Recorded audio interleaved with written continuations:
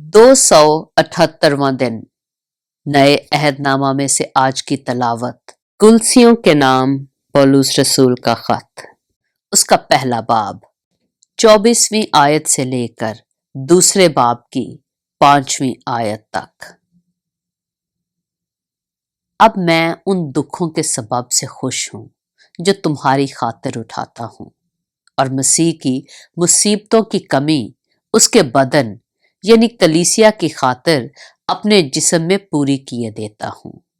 जिसका मैं खुदा के उस इंतजाम के मुताबिक खादिम बना जो तुम्हारे वास्ते मेरे सपुर्द हुआ, ताकि मैं खुदा के कलाम की पूरी पूरी मुनादी करूं, यानी उस भेद की जो तमाम जमानों और पुश्तों से पोशीदा रहा, लेकिन अब उसके उन मुकद्दसों पर जाहिर हुआ जिन पर खुदा ने जाहिर करना चाहा कि गैर कौमों में उस भेद के जलाल की दौलत कैसी कुछ है, और वो ये है कि मसीह जो जलाल की उम्मीद है तुम में रहता है, जिसकी मुनादी करके हम हर एक शख्स को नसीहत करते और हर एक को कमाल दानाई से तालीम देते हैं, ताकि हम हर शख्स को मसीह में कामिल करके पेश करें। और इसीलिए मैं उसकी उस कुव्वत के मुवाफिक जांफशानी से मेहनत करता हूं जो मुझ में जोर से असर करती है। कुलसियों के नाम पौलुस रसूल का खत, उसका दूसरा बाब। मैं चाहता हूं तुम जान लो कि तुम्हारे और लुदीकिया वालों और उन सब के लिए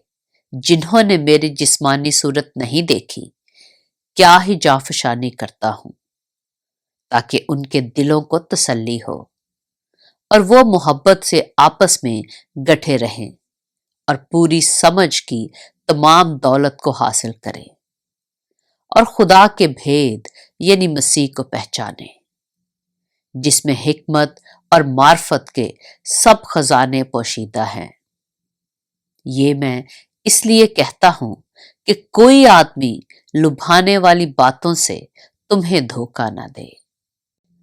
क्योंकि मैं गो जिस्म के एतबार से दूर हूं, मगर रूह के एतबार से तुम्हारे पास हूं, और तुम्हारी बाकायदा हालत और तुम्हारे ईमान की जो मसीह पर है मजबूती देखकर खुश होता हूं।